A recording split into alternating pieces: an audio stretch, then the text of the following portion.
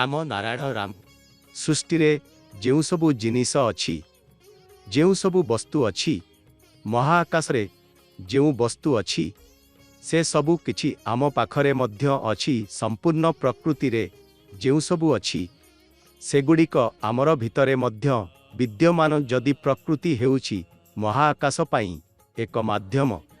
तेबे आमे समस्ते प्रकृति रु जन्म नेइछु प्रकृति रे जेउ गुण अछि वस्तु अछि सेगुड़िक प्रत्येक मनुष्य रे मध्य अछि एही कारणरू आमे समस्ते महाकाशर एक अंश जेउ अल्लाह ईश्वर भगवान भावरे आमे विभिन्न नामरे भाबुछु से सबु व्यक्तिगत नुहे सेमाने समस्ते एक अटूट महाकाश महाकाश एक एपरी महाविद्यालय जहाकू उत्तीर्ण हेबा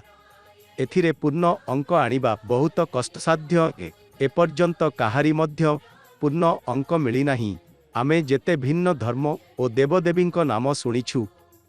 सेमानंक मध्यरु केही मध्य एही आकाश जाचना परीक्षा को उत्तीर्ण हेबाकू समर्थ होई नाहांती जेउ लोक एही परीक्षा रे पूर्ण अंक आनिब सेई आकाशर डिग्री पाइब से आकाश उपरे शासन करिब तांकू मोक्ष मिलिब आमर अंतरात्मा रे बुद्धि बसिछि जहा आमकू सठिक दिग देखाए जदि आमे निज बुद्धिर कथा शुणिबु नाही तेबे मोक्ष मिलिब नाही प्रत्येक मनुष्यर शरीर भितरे 50,000 कोटी आत्मा बास करुछि आमे समस्ते दिनकू 2-3 थर भरपेटे भोजन करुछु जहा आमकू तृप्ति दिए किंतु आपण केबे चिंता करिछंती कि आम भितररे थिबा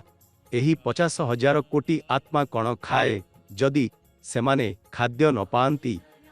सेमाने आउ भितरे मरीजिबे शेषरे कण हेबळु एही आत्मा माने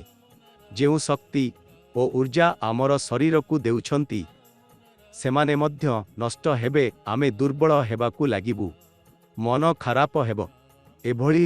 भाबे आमर एही जन्म नष्ट होई जिब एही पृथ्वी रे मनुष्य जेउ किछि लाभ करिछि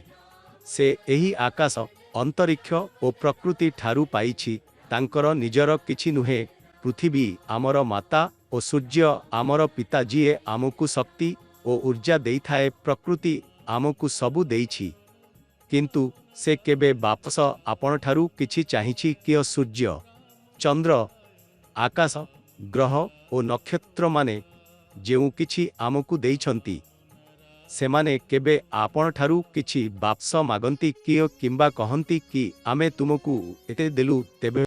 मनुष्य काहींकी एक अन्यकू उपकार बोली देखाए